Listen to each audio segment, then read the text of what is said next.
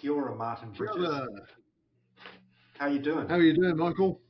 Look, well, if you're watching this on the video, you'll see I've got a woolly hat on, and that's just not because it's turned slightly southerly and chilly here in Taranaki, but it's rather than having you look at a little head wound that I've got. No, it's good to see the other guy. Yeah, it's a calculated head wound to remove a little skin cancer there in the middle of my noggin. It's interesting when you have something like that. It's benign, by the way, so I will live to do another podcast. But you soon learn how much you use your forehead when you've got some stitches in it. Yeah, like first few days I couldn't laugh. Like laughing was hard. So obviously I'm doing okay now. Anyway, enough about me. Brewed brows. Yeah. Look, we're in the middle of April, or towards the end of April, and in the middle of fresh hop season. We're not talking fresh hop specifically today, but we will. But I thought, well, we may as well just share what we've been up to. Have you had any amazing freshies, Martin? I've had probably more this year than I have done in previous years, and that was partly because I was fortunate enough to be invited to help judge the Behemoth Fresh Hop competition. So they had 28 different fresh hop beers. I didn't get to taste all of them, but I did get to taste quite a few of them. Did you get to taste that winning beer, the St. Leonard's Bog Pilsner? I did, thankfully, because it's not been packaged. So the only other way to try it is to go to the St. Leonard's tap room and drink it there. It was an excellent beer, I have to say, a worthy winner. I think there have been some really good fresh hop pilsners. Yes. Around this time. What was interesting was that there weren't that many entered in the competition, so it was mainly New Zealand IPAs and hazy IPAs. Certainly on our table, we just got IPAs and hazies. But there's it's interesting. I think the quality is generally up this year. I'm not basing that on anything. It's just kind of rough feel. There are a lot of beers out there. There are so many. So I think we're not going to talk about them much more here, but I think we have a plan. Yes, Michael. Yes, we have plans. So stay tuned for a special fresh hop presentation from the two of us. Early doors. I'm in love with the Parrot Dog Fresh Hop Pilsner with Rewalker hops. I do like the Pilsner style and West Coast Pilsners for fresh hop. As long as they're nicely balanced, I think they can showcase everything you want, but without they can be really intense beers, fresh hop beers, and I've found you can't kind of guzzle them. Seriously, that Waimea Bay one from Mount Brewing that was third in that fresh hop event. I think I don't put a stopwatch on how long it takes me to drink a can of beer, but I reckon I sat on that one for close to an hour the other night because it was just so full on that it was a total sipper, and every sip was really intense. And what I found over the course of that hour was how it changed quite dramatically from really bright and punchy and mellowed out to become more sort of sweaty and dank. It was, I advocate taking your time over them. I would absolutely agree with that, because I've noticed, and I don't know whether I've noticed it more this year. I don't know whether that is something about the fresh hop beers this year or not. But there's quite a few where I've had some not necessarily all that attractive first impressions in terms of aroma and taste, but that they've kind of settled down over time. So I think certainly in the judging we had that on a couple of occasions, and in my own research since then. I've had that a couple of times as well. That kind of first impressions have been, I'm not all that keen on this, and then over time, some of those less desirable characteristics have kind of gone away, and we've got a more attractive beer underneath. So I think I've noticed a couple of the IPA type ones have been really quite oily. Which is what you would expect, possibly. I think so. I think you want that, and and that adds to that intensity, because it's just the textural element comes into play. I like I was saying, that another one I had was Duncan's. I think it's chemical research.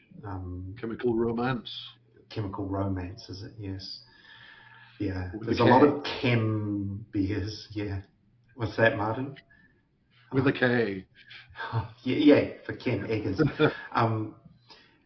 And it came out of my fridge very cold, and initially there wasn't a lot of aroma on it.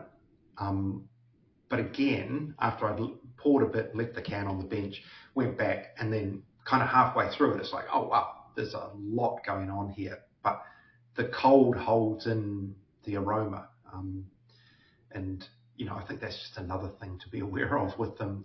That you get your best out of it when, especially the IPAs, when they're not meant to be 4 degrees straight out of the fridge. So yeah, I think there's a lot of good ones out there, and there's still, I think maybe this week. We're kind of towards the end of April now. They are the last few might be popping out this week, including ones from our subject of our interview today, McLeods. Their 2 fresh hop beers are on tap at the Pizza Barn, I think, at the moment, and the cans should be making their way around the country this week, I think. Yeah, brilliant. No, I think anyone who's listening, you're in for a real treat, I think. And we say that nearly every time because we think we're great at what we do and we have good interview subjects. But honestly, Geoff Gwynne, one of the co-owners of McLeod's, sat down with Martin at the Pizza Barn. And honestly, it's such a good yarn. And I think it's one of those stories that we both wanted to kind of get out there a little bit, because McLeod's are super well known. They've won so many trophies. They've been champion medium brewery. They, when sober, still voted for the breweries of the year. They won that. I did a reader survey. They came out on the top of that a few years ago. They had the champion New Zealand beer as well with Tropical Cyclone a couple of years ago. Anyway, and a lot of the talk is around the beer. That's the customer-facing side of it that people see, and around the brewer, Jason Bathgate, who did a lot of that good work, who's now since gone to set up his own brewery down in Rewaka called Element. But not a lot of people knew how this brewery came into existence and how these 2 brothers, Geoff and Clayton, kind of created it. So it was really good to hear that story. And I know, you're really fond of McLeod's and the Pizza Barn, aren't you, Martin? So absolutely, it's one of my favourite places, and I'm very happy that I can get there from Auckland in about an hour and a half these days, with good luck and a following wind. And yeah, it was exactly the story that I wanted to tell. Was that it's not just about the beer. In fact, as I joked to Geoff partway through, we've hardly talked about we talked about how these two brothers came from no hospo background, no brewing background, to set up the pizza barn, to then decide to put a brewery in it, the struggles they had to get it going, and why it is still so successful, you know. So I think even people who think they know the story behind McLeod's, and I think a lot of people don't, but even people who think they do will get some interesting tidbits from this interview. It was great. Yeah, and look, I think it's one of those places where when you go into the pizza barn, it just like it's in my. I guess I only used to go there in summer mainly, but it was always like just really buzzy, really busy, but really welcoming and a really comfortable place to be. And I think, I don't know if we've talked about it on this before, but I know I've talked about it with other people about a hospo venue, and when you know it's right, you know it's right. Like you walk in and you just go, yep. And it doesn't matter what it is, but there's a lot of things that go into it, from lighting to music to decor to what does the bar look like, you know, all of that. And places work and places don't work, and McLeod's just works really well. It's just even that, you know, there's that lovely little area outside where you can sit at sort of picnic tables, if you like a couple of little alcoves there, which is just, if you can get that spot on a sunny day, it's just like primo. So it's a great place, and, you know, and credit to Jason Bathgate, who really put the beers on the map, but also, you know, Clayton and Geoff for hiring him from post that really bad accident, which we've talked about before, and which the podcast we've had with Jason and Andrew about. But, you know, I wouldn't say it was a risk to hire him, but, you know, a little bit. Here was a guy who'd had a really traumatic incident in his workplace and had been laid off work for ages, lived in the area, had not really taken on that head brewer job, but they invested in him, and he just did amazing work for them, you know. Absolutely. But he could have only done that because that place existed, because of what Geoff and Clayton had gone through to get it to that point, to at which then Jason absolutely took it to the next level. So I think it's a really great story. So without further ado, we'll cross over to the McLeods Pizza Barn, and beautiful decor in the backdrop of this. It is, you know, it just looks great. So if you're watching on video, enjoy, and we will join you on the other side. Hello, Geoff. Hello, Martin. Good to see you. Welcome home. It's been a while. Oh yeah, it does. I have to say, I always refer to this to this place. We're in the pizza barn, the McLeods Pizza Barn in Waipu. I do refer to this as my spiritual home.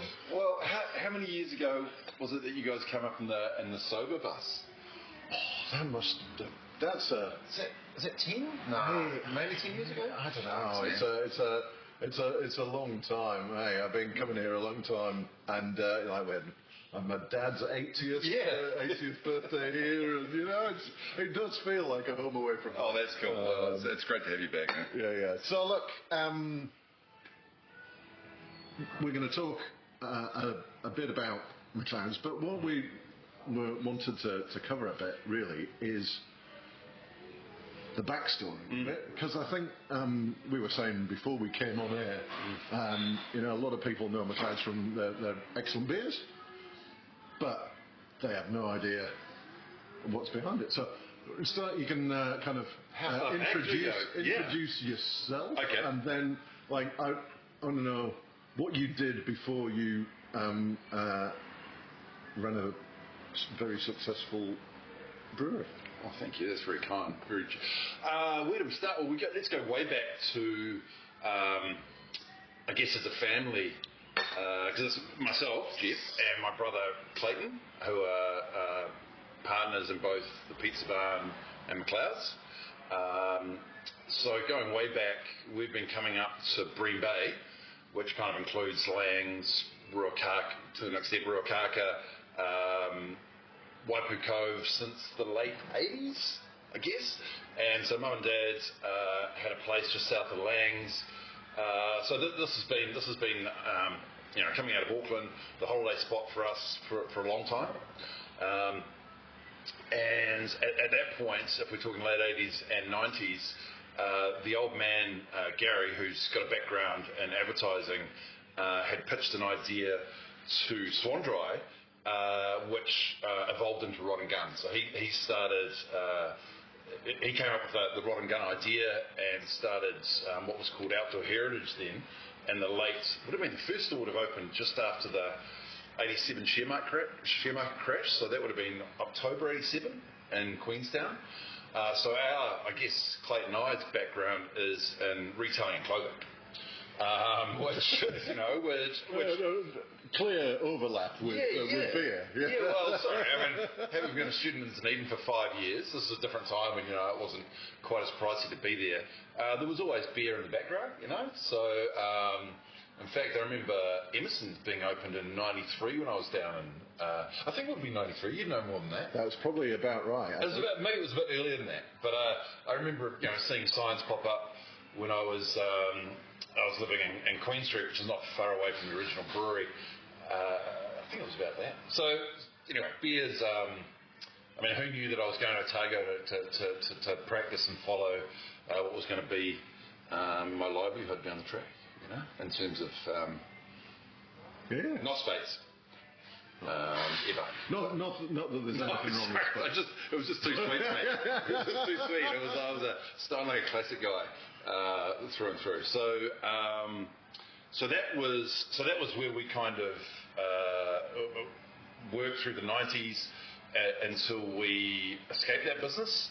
The old man went off to do other things, and in 2000, Clayton and I sort of got out of the clothing, which was manufacturing and retail, got out of the clothing thing and did a bit of OE time and came back, and having worked together for so many years, were looking for an opportunity. And we've been coming to, this is the old post office for anyone that hasn't been. I'm sure there's plenty that haven't been up to Waipu.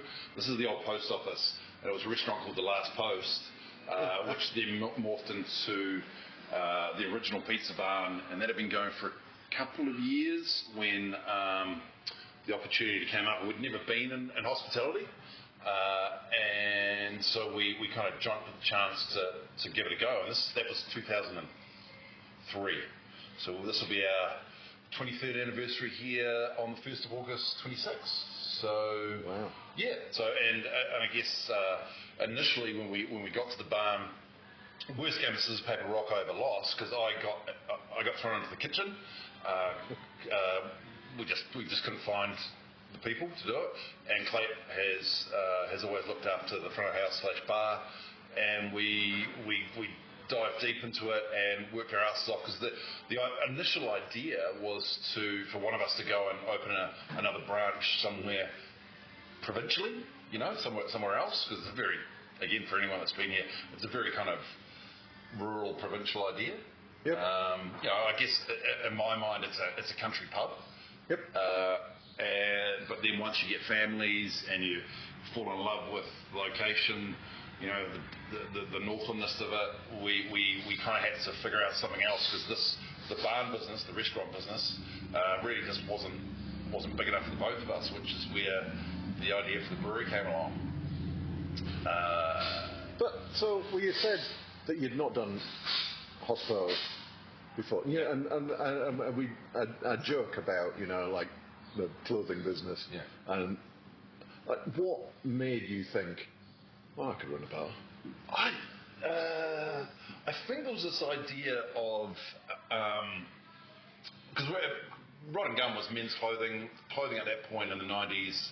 and into the 2000s it was a bit of a grind. It was a really hard grind, but I guess in a weird way we saw this crossover in ideas. You know, the rural idea here of the inside, you know, as you've seen on the War Mountain with all the McLeods tartan and this kind of coastal rural idea. So maybe there's a bit of a connection there. Maybe that appealed to us, and it was just it was just a way to, in a very I mean, looking back, it was very cheap to get into, you know, comparatively, and so it was a way for us just to try and figure out a new business, and for us to teach ourselves how, you know, if it might work. So it was a bit of a leap of faith, and looking back, I think, like anything, naivety, you've got to have some naivety when you get into any new business, and so you figure it out as you go along to the best that you can. So that was, you know, 60 to 80 hour weeks for years, and for me, 10 plus years in the kitchen, just to, as we could afford to do more to the building and to the branding and to the idea of it, we'd just do that pretty much at the end of each summer if everything had gone well. So we just wanted to give it a crack. Yeah. And even now, it's worked out, but if it, you know, you just keep going and see if there's things you can develop, you know, within the restaurant, and obviously with the brewery now, there's plenty of opportunity for us to kind of, as we grow up, do those branding elements and the sales elements and building of a community around, not just geographically, but people that like the beer. So yeah, there's a lot of synergy. I mean, it is hospo, but it is a lot of retail. You're looking after customers. 100%. And that's for me, that's still the essence of it. You know, I spend a lot of time on the road. I like to get out in terms of the beer itself. I like to be out there rather than sitting here if I can help it. So there is a lot of crossover there. I mean, it is, and we are in hospo. I mean, anyone that's got a brewery is in hospo. Absolutely. I mean, that's the nature of what we do. So talk about the brewery. Like you said, you know, there wasn't a brewery here.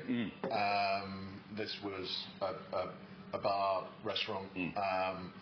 What made you think that it needed a brewery? I mean, we've always been independent here at the Pizza Barn. Right. So we've never had a contract with any of the big breweries. And so we got into, I think we were the first tap out of Whakatane Fermata beer way back in the day. Right. We had, what was the other one we had? Erdinger on tap. You know Erdinger? Yeah. There was a mad German guy that used to sell that, and then one of the big breweries swallowed them up in terms of the distribution. Horst, I think his name was. Anyway, we had Kronenberg on tap when we were told we weren't fancy enough for Heineken. You know, this is you know, the mid 2000s. So right. This is, and so I guess we've always been independent. So it came to pass that we started to develop. We've been around. The brewery's been around for 14 years. This must have been kind of 18 years ago. We started to develop independent craft beer list. Maybe it was a little bit earlier than that, but anyway, it was some time ago, and the hits on it were probably everyone that's Founders Lager, Epic Pale Ale. I think there was 3 from 3 boys, including the Oyster Stout and the Wit beer, as well as their Pills, 8 Wides, a couple from them, Renaissance Scotch Ale. So, and it became almost Claytonized personal cellar. Right. So we got a taste by that. Emerson's Pilsner was on there, and then as we kind of kept that on, a few of the locals got a taste, and we thought, hey, well, we could possibly move into, because we always wanted to make something here, whether that was food based to get it out further afield than Waipu, but the beer thing kind of made more sense with what we do, and having the taps here. And we thought they could kind of help each other out, which has certainly been the case. Yeah. So once again, you've not been a brewer, and you decided to open a brewery. Probably at a time, I guess, maybe at that time. So this would be like mid 2010s. Oh yeah, this would be I mean, the idea was at least 2 years before we opened the brewery, and I'll talk about that a wee bit because it was a rocky road before anything got into town. So 2012, right? I'm thinking. Yeah, and there was a lot going on then. That was probably a big growth time for craft beer in New Zealand. So it was probably that's a good time to do it. Yeah, I mean we were certainly deep into the second wave, I guess you'd say. Yeah. The original guys that are kind of listed from our original beer menu here were well into it. But there was a lot of positivity, a lot of energy around the industry at that point because it looked like all upside. Yeah. Yeah, a lot of the parrot dogs were starting to kick off. Yeah. And GP were doing, and you'll have to join the dots here for me. What did they do? 26? Was it 24 beers. 24 beers. 24. Yeah. I mean, that was beers. that was a time where people were really trying to carve out, even now as we are, trying to carve out their space. So there was a lot going on. Yeah. And then not long after, the Panhead guys came along and did what they did in incredible fashion and kind of covered the whole country with their product. So yeah, there was a lot of energy and positivity to the industry at that point. Yeah. So it felt like, and we had no idea. The plan was just to initially have it being poured here, but again, beer, as we quickly found out, is a game of scale. So you need some scale to it, and that's kind of how it developed. So how did you said it wasn't an easy road to opening a brewery? How did that go? Yeah, well, because neither Clayton or I are brewers. So our original brew partner,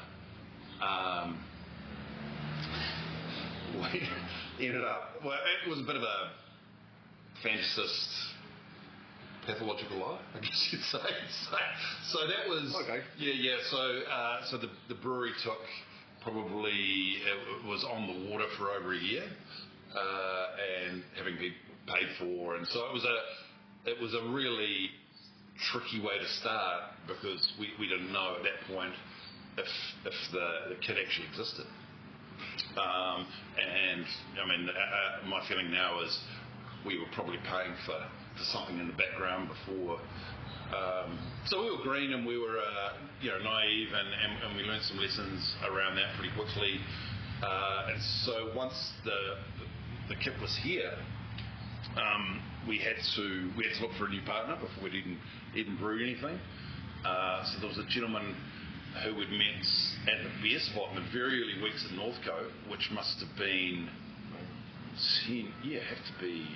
actually it was maybe before that first beer spot opened, and he had worked in various places, and he kind of swooped in and helped us get it going, and just really saved the day because we literally didn't know what we were going to do. It was a really precarious situation for both the barn and whether we were going to get the brewery going. So Mikey swooped in and got us moving. Unfortunately, he passed away suddenly and unexpectedly, so that kind of put us in another position.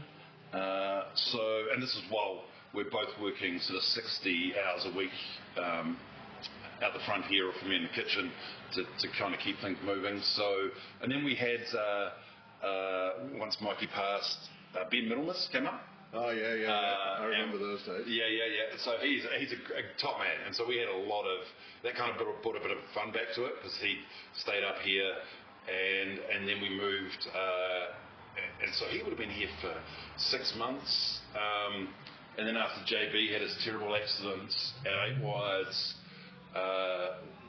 we came together and we were very much on the same sheet of music in terms of quality and our ethos and the principles around what we wanted beer to be. So Jay started, what would that have been? 2014, end of 2015. Right. Yeah, so it was, and that's really when it started to take shape because of his skill set, really. And Clayton and I are looking after the other side of the business in terms of the branding and the trying to get some sales out of the market. So Yeah, I think that's the highlight package. I don't know if I've explained that particularly well, but it was and at the same time, my son had a brain tumour, and so he was in Starship. So that was another little bit underneath all the other stuff going on. And he's absolutely fine now. We were talking. He's just come back from. He's up from Otago, his second year down in Dunedin this year. So there was lots going on, and I guess like so many small businesses out there, you keep going. You've got to keep going because everything's on the line. And if one or other side of the business, they were both. We had to make it work, so we just kept going. And that is a heck of a lot to get through. It's like problems with the equipment. You get over that. You get a brewer. The brewer passes away. You get another brewer in for a short period, and then somebody parachuted Jason Bathgate down from heaven. Yeah. And we came. We were just from day one on the same shooting music as to what we wanted to do quality-wise, like all about keeping it at a level and respecting the customer in terms of really trying to get a good pint in their hand, which backed into cold freighting everything around the country, which was really tricky back then and is still tricky now, but monstrously expensive comparatively, and all those things that putting the faith in the consumer to find and enjoy good beer. And that was, I feel like that's the foundation, and it remains so. So, it was a lot. Yeah. And but again, what do you do? You just keep going, Was it ever difficult to persuade an audience in kind of this part of the world to drink craft beer? Oh yeah, very much so. This is even though we'd had we were independent, we still had Steiny on tap. As I say, we had Kronenberg on tap. Spate's Old Dark we had on for a lot of years, and it's changed a wee bit now. I think they've dropped it down a few clicks, but that was a great beer. But for the first, when Longwater came on, we were like, the guys, you get abuse. What the fuck are you trying to serve me? What's this stuff? And now we get high-vis guys coming on a Friday drinking pink Berliner Weisses. It's quite a dramatic change, because that was, if you talk about Longwater as our flagship, man, that was a big leap for people to make a change. But having said that, they knew us. They knew what. I'm talking about the local people around Waipu, and they supported us, But it was we had to convince people, not on you've got to drink this, just in a hey, give it a go, see what you think, in a very slow. You choose. Like, we're not going to tell it's your throat and your money. We're not going to tell you what to drink, and then as with a lot of people, they get hooked, and then they start climbing the ladder and strength, flavour, and aroma. So it wasn't something that was. It wasn't immediate. It took a wee while to get people into the idea of the beer, really.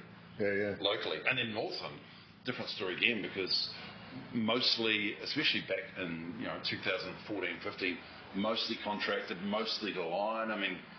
In this part of the world, people were baptised in line red. So it was really. It took time to. And not. This is just the nature of the business, and we couldn't just go in and they'd say, look, we've got the space for you. It took years. So you just, I guess for us, it was always just stick to our guns. We were very well supported early in the piece, connecting with Punky and Christchurch, who have always been exceptional for us down in the mainland. So Christchurch, Welly, those, especially with JB on board, those people knew, they kind of looked sideways and would actively search out our beer. So we were really well supported in far-flung places way before Auckland, and weirdly way before Northland.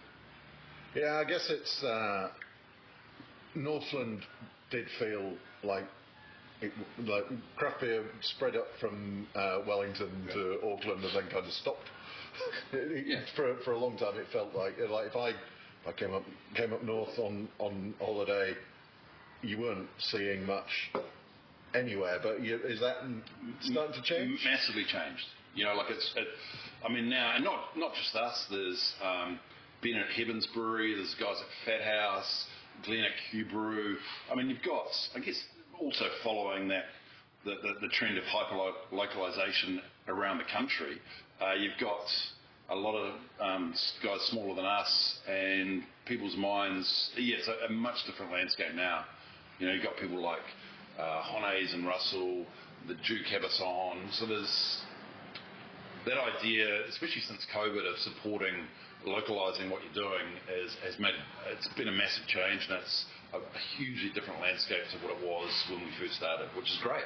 That's really cool. I think also that you got a bit of a boost from winning awards. Oh, yeah, 100%. Absolutely, because it just gives people a little bit of confidence in their purchase, and awareness, and that's a big part of. I mean, you'll be able to tell me how many breweries there are, independent breweries in New Zealand now, but that's a big part of it being recognised. I mean, it's not the point of the exercise by any stretch, but it definitely helps you being put in the spotlight and being an option in people's minds. Yeah, and I think that visibility is a key thing. I remember in the old days. In the 2007s and whatever, when it was the Founders and Epic Pale Ale and whatever, you could go into a bottle shop, you can go and there'd be, and look at in the craft section, and there'd be like half a dozen. Even if there was a section. Yeah, if there was a section. Yeah, if you were lucky enough to go into one of those few bottle shops that had, and then now, my local Pack and Save has 200 beers. Which one's that? Albany, Pack and Save. Oh, yeah. Huge. Oh, yeah. The awards certainly help, I think, in standing up for that. And it also is a recognition, as you say. I think that focus on quality that's what quality wins awards. Yeah, and even more so than just brewing great beer in the brew house is taking responsibility for getting it into people's hands. Yep. And really putting some emphasis in saying, hey, we've made a great beer and we're going to get it out the door. How do we make sure it stays brewery fresh until someone drinks it? So I mean, we're so grateful for the following. I mean, we're still a very, I consider us a pretty boutique brewery. I think the perception of McLeod's for a lot of people would be it's much bigger than it really is. Right. Because we're still in that medium, at the bottom end of that medium-sized brewery in New Zealand. So we can, and that allows us to kind of stick to our guns because we're not having to push pallets out the door just to keep the machines full. I mean, that's my feeling, because I don't know how the bigger guys in the independent brew game work it, but being medium small can be a real advantage, especially when the market kind of dips away. Because it's been a bad couple of years. Yeah. It's just, and I got to be honest, it looks like it's going to be a really crunchy winter again. When we kind of were high-fiving, and again, not just in beer, but just across small SMEs. We were kind of high-fiving to get through last winter. But it looks pretty grim again. But again, we just got to adapt and keep moving. How was summer? Summer up here, in terms of beer, or just in terms of beer, I think the sentiment out there would be not as big as we would have hoped as an industry. But that's a wee bit to do, or a lot to do with disposable income. I mean, here at the barn, we have we call it the 2 weeks of terror because it's just chocker, but it's about how long after mid-January you're getting people through, and it seemed to finish quite early in January. People went back to work early, so yeah, we've been hoping for that mega summer. I think across the board as an industry for 2 or 3 years now, and not quite, but hey, we'll take whatever we can get, because once you get to the end of April, the tumbleweeds form pretty fast, around here, but also in beer consumption, really. Yeah, I think so. This is a really interesting place, I think, from that perspective, because you've got, for those of you who don't know, Waipu, north of Auckland, about an hour and a half drive north of Auckland these days. Yeah, on a good day, yeah, absolutely. With the new motorway, but it's big, huge tourist area. Down at Waipu Cove, the big campsite, and a lot of people are staying around here. So your summer peak is massively hyper seasonal. Yeah. So I think, that first 2 weeks of January, you'll feed between 700 and 1,000 a day, and then in winter we close for 3.5 weeks in June just to try and, it's just that classic. We had a lot of places in New Zealand that feel that same thing, but it goes crazy for a couple of weeks, and then it's busy, and then hopefully we'll have a big Easter coming, but it does drop away really quickly, and that's just the nature of a seaside holiday town, I guess. Yeah. But it's great. I love that we feel like we're the centre of the world for a couple of weeks, and then you get this, once you get through Waitangi, you tend to get this lovely, February, March, April, it's busy, and it's just right, so you just got to enjoy those bits that are busy enough, and then tuck enough away to get through winter. It's pretty much the strategy, if that's what you call it. But. So talk a bit more about the pizza barn, because I love this place. I think the vibe here is something a bit special, and I think that I was in here last night, and the mix between locals and tourists is huge. It's our bread and butter, and between ages. Like, you'll get an 80th birthday, like your dad, and then you'll get a 6th birthday over here, or even less. So I think in that sense, that country pub vibe, as a community hub, and most people don't come here to drink the beer. We're thrilled to get people from outside the area who come here because they like the beer. It's a lot of fun to have those interactions on the bar when you've got someone who's come up from Invercargill or Kaikoura or anywhere that have come to try the beer. But I think in essence we're a country pub that people come together, brought together mostly by food and the sociability, and not by the booze, really, be it beer or cocktails or whatever. It's about coming together, and if you don't feel like having anything to drink, don't. And I think that's, and hospitality is kind of essential, for our middle market in terms of the barn. So I love that, when I was in the kitchen, as wee Willie McLeod, I'd come out and sing the birthday songs. Have you ever been here when I was in the birthday song? I must have done 1,000 of them with one of those Scottish hats. And my wife was in movies. She worked in movies for years, so she had these kind of crazy hillbilly false teeth that I put on and sing the happy birthday songs. And so it's kind of having a bit of fun at your local, and in very much. It's not a late night place. I don't know what time you left last night, but it's kind of all over here, even in summer by 9:30, 10. It's classic Kiwi country pub with people coming together, using food as a thing that brings us together. But obviously the beers. It's lovely to make the beer on site because everything's made here, and have that as ours. When I say not Clayton, I mean ours. As a village, as a very much a Northland brand. That's the fun stuff, because you have wicked conversations across the bar with people from all over the world. And when you travel, a lot of your conversations are bars with the locals or at shops or when you go out to eat, So I get a massive kick out of people coming here. I'd much rather stay here and talk about beer and stuff than hit the road, but it doesn't quite work like that, Yeah. It's good. Yeah, it's a lot of fun, and we still get a massive kick out of it. I mean, it's hard times, but I don't think us as an individual business or brewing is any different. I mean, we see a lot of different people in a lot of different industries here, and it's tough out there, and we just one brewing's in that zone.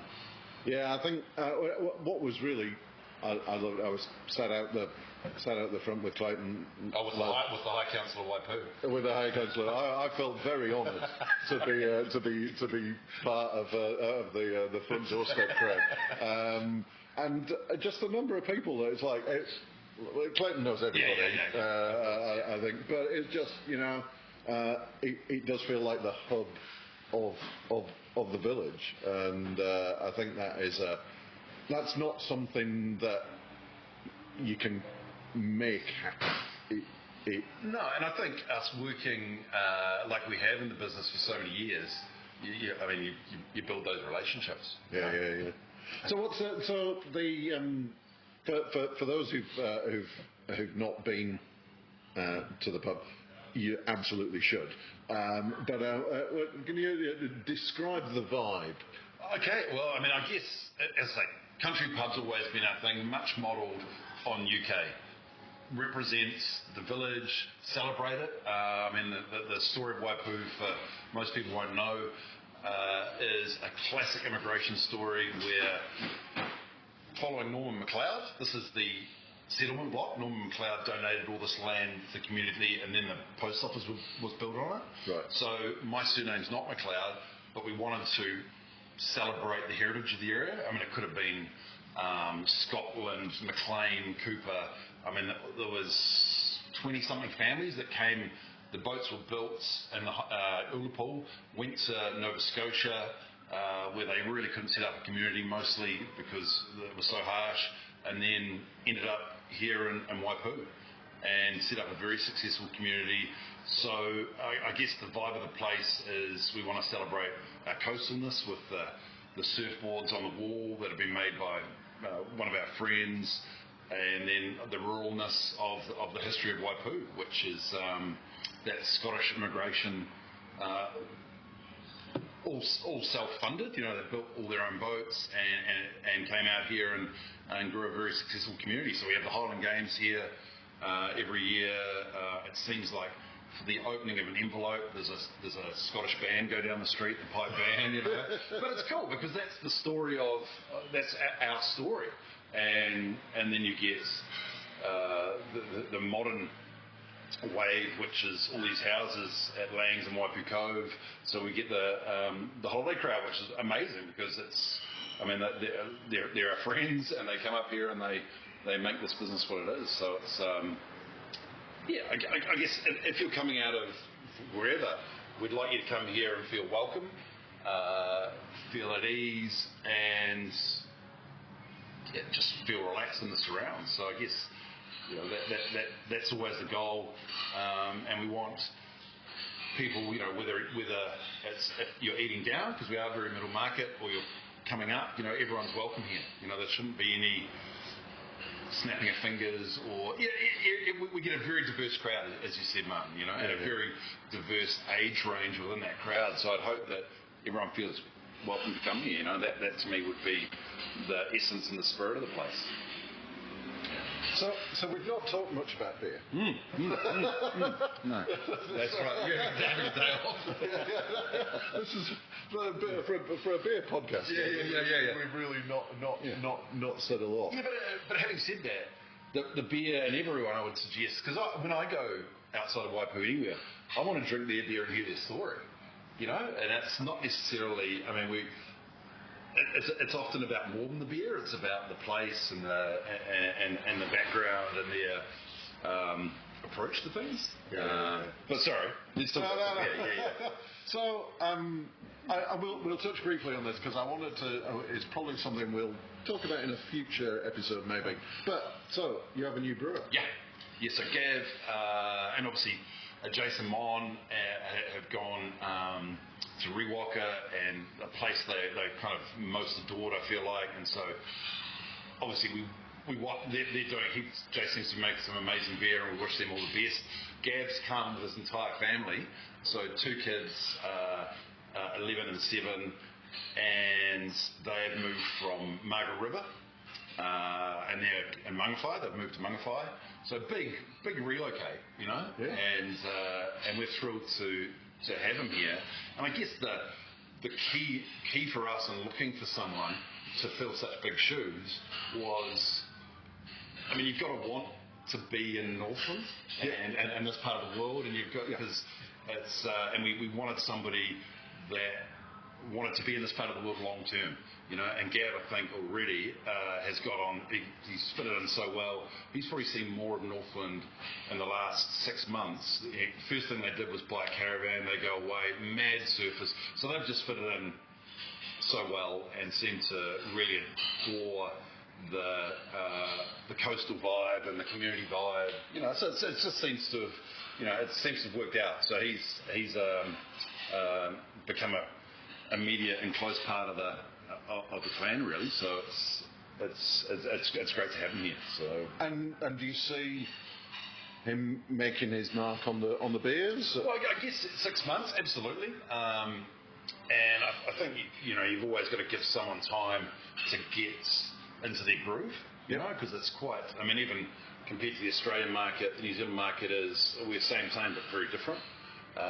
So I mean, for the first time this year, we're doing 2 fresh hops. And there's a few things that he's got on the boil, so I think so, you know. I mean, that's going to be his job, is to, we want to drive McLeod's forward, you know. We don't want to sit and just be a nostalgic brewery. I mean, there's just no point in that, because the fun's to be had when you're trying new things. So that's definitely on the radar, and look forward to those. You know, his beers are coming through now, and look forward to doing some cool stuff, especially over winter, because, you know, we get a little bit more of a chance now that we've got through the high season here, to have a play around. So yeah, I think I'm looking forward to seeing what comes next, because, you know, I think I had the Howling Wolf, was it? The pale ale last night. That was a really good beer. Yeah, that's a really good beer. Yeah. I was thrilled with that one for him. You know, and again, 4.2% pale ale is kind of low for us, you know, historically. Yeah. So we, you know, that's, you know, if you're going to sit and have a few pints and talk with the High Council, you know, so there's a few things that we've obviously got to meet the market. We're really not big enough here to do the zero beers, but we've got to play around with that a wee bit over winter to see if there is a way. Because again, it comes back to that sociability, you know, bringing people together. And if you know, you've got to be able to, you got to watch yourself when it comes to the high ABV. Although that is, I guess, that's been our signature, and what we've been mostly known for is those big grunty beers. Oh, but yeah, one of my dad's favourite beers is the Northern Light, then 2.5%. Yeah, you know? Exactly. So you know, that's they're out there.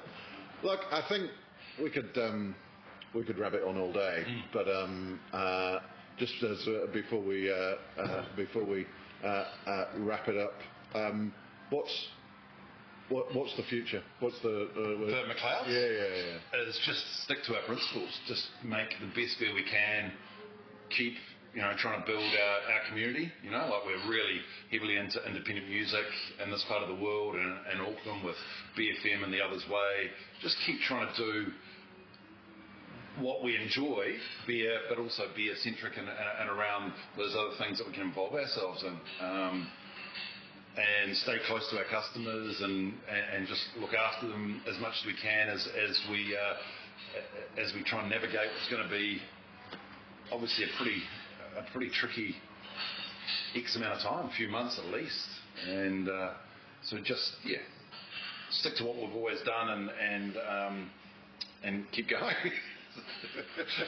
Yeah, and hope that the world outside comes to its senses. Oh yeah, I'm very grateful to be in Waipu. You know, the world outside. Getting up every morning and walking on the dogs on the beach. I'm very grateful to be in this part of the world and doing what we do, because there is, no matter how tough it gets, there's a lot of fun to be had in it still. You know, you meet great people.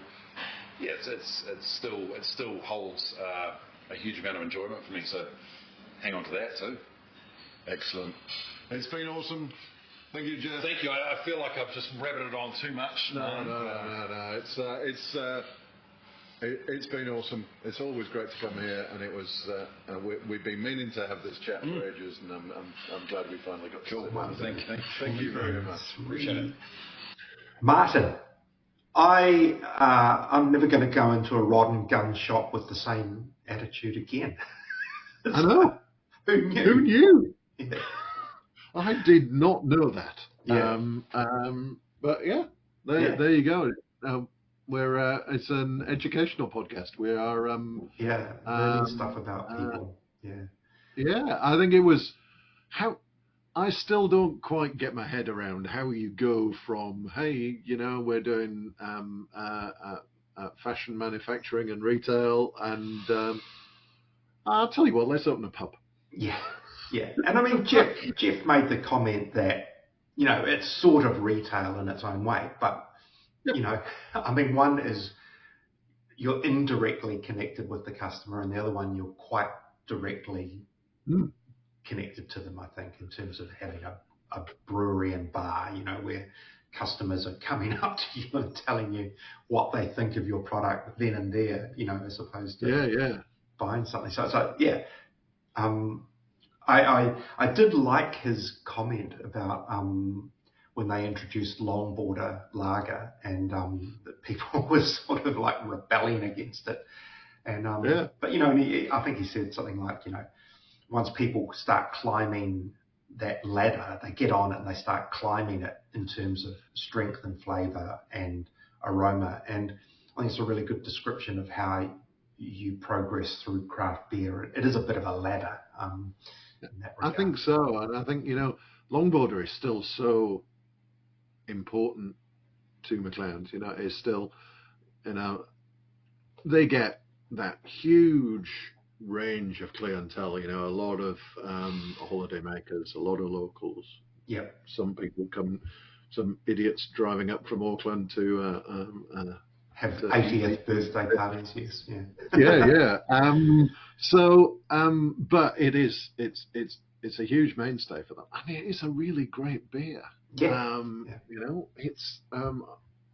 It's not a dumbed down lager. It is a really a really good beer. But that tap range in there is fantastic. There's everything you could possibly want. And then if you go to the pizza barn and kind of sneak round up to the back, you can and there's all sorts of interesting things in the fridge. Yes, the fridge is great. Yeah. Seen for a while. So. Yeah, I have to agree with you on that. The real gateway drug is the Longboarder, and it does get people on the ladder. I think that was great. Yeah, I do agree with you about the range of McLeods. Like there are some breweries that are amazing, but they sort of have a lane that they stay in more or less, and it's the IPA Pilsner Hazy kind of lane to an extent, or whatever their particular niche might be. But there are very few breweries that are really good at being eclectic. But doing it it's really hard to verbalise this, to be eclectic but in a constrained manner. Like Garage Project are amazingly eclectic. But man, they do so many beers. It's like, it's like chasing little bubbles in the air, trying to. Something comes out and it's sold out before you even knew it was there. Whereas McLeod's, I think, there's a really steady and well curated supply of different and interesting beer all the time. Yeah. Anyway, that's just my 2 cents on that. Yeah, and I think it'll be really interesting to see how they develop now with their new brewer on board, with Gav on board. You know, he's been there for nearly 6 months now, I guess.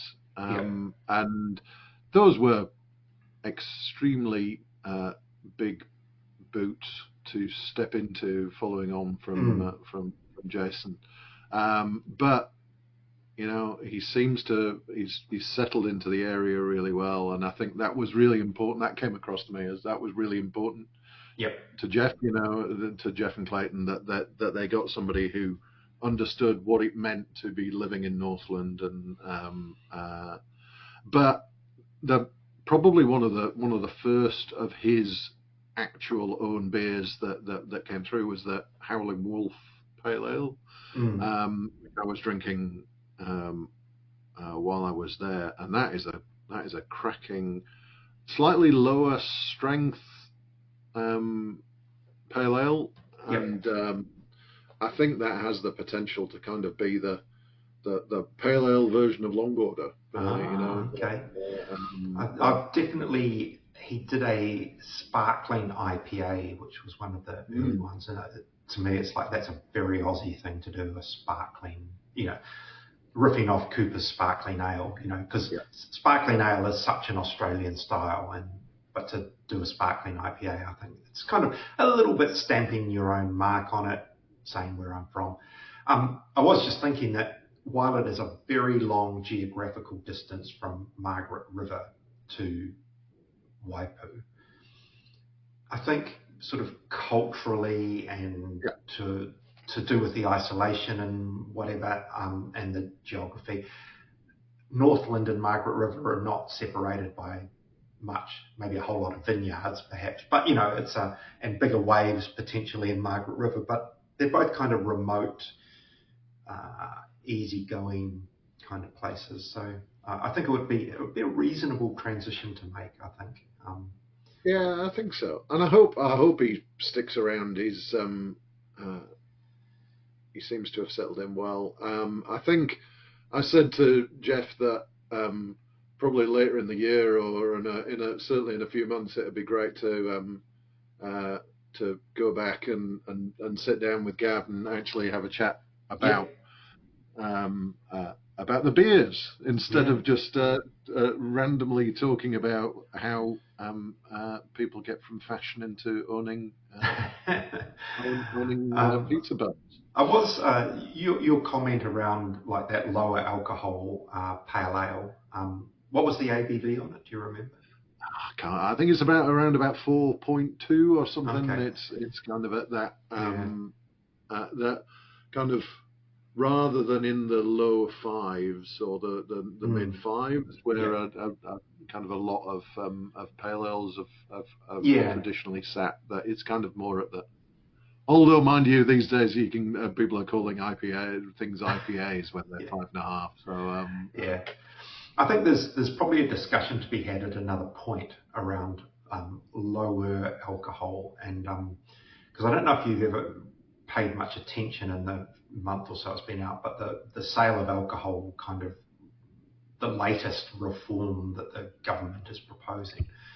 One of the things is to get rid of that licensing regulation that insists that you have a 2.5% beer available on premise, and allowing for non-alcs and other beverages to fulfill that role for responsible hosting. Because until now, you couldn't not have a 2.5. You couldn't say, I've got tons of zeros and no 2.5s.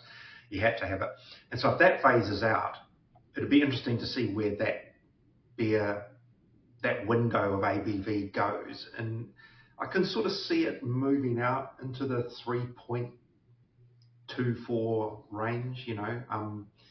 It's just giving you a little bit more, and then your responsible option is a zero kind of thing. But that could be an entire that'd be interesting. I grew up in the UK on 3.5% ordinary bitters, you know. So I would love to see that as a kind of an option. But at the moment, very few people will play in the kind of the 3-ish Yes, there's no point, you know. Because there's no point. It's not a 2.5, so it doesn't satisfy the tick the box thing, and it doesn't have as much punch as a 4.5, 5. So you know, it's I think that will be an interesting thing to watch. What is the McLeods? I'm struggling for the name. It used to be called Ordinary Bitter. That's at about 3.2%, but it's like American hopped. They changed the name of it, but I can't remember what they changed it. Well, they still have the £10 Poms, which is that's a good beer. Yeah, around, but there was the Long Lunch. No, that was like a Belgian style, wasn't it? Anyway, it'll come to me. We'll put it in the show notes if I remember it. But it was an extremely good beer. But I remember it popping up in a judging contest once, and because it was called Ordinary Bitter, there was an expectation that it would be English in its style, but it's very American. So it's like, do you get marked down for being called Ordinary Bitter? And it's like, okay. We solved the problem. I think it got a silver medal wherever it was. All right, Martin. Look, thank you for going through the hard yards of going up to McLeod's and spending some time there.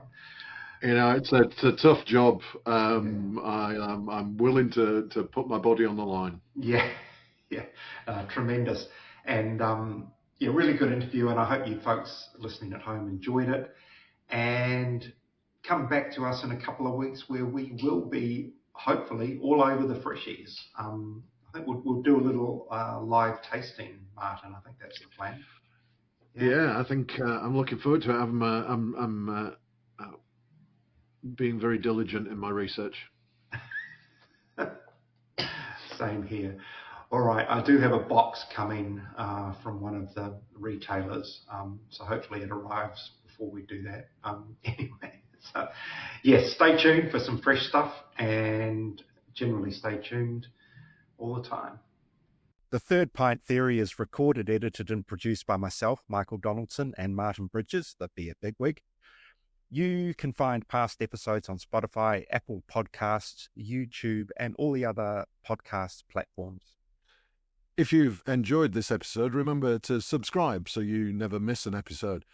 And please leave us a comment or rating. It really helps other beer lovers find the show. You can also find us on socials. We're third.pint.theory on Instagram and at thirdpinttheory.bsky.social on Blue Sky. Don't forget to check out what we're up to outside the podcast. You can read my latest articles, reviews and news in the Pursuit of Hoppiness magazine at hoppiness.co.nz. Plus, you can sign up to my weekly beer news email, Friday Night Beers, at hoppiness.substack.com. And if you're a brewery, bar or restaurant owner looking for help with making the most out of craft beer, you can get in touch with me at martin.bridges@beerbigwig.com. I can help you with beer lists, events, tastings, or other ways to help you make better beer decisions. Finally, if you're interested in sponsoring the podcast or advertising, or you had any other suggestions or questions, drop me an email at michael@hoppiness.co.nz. Until next time, keep your glass full and your hops fresh. Ka kite anō.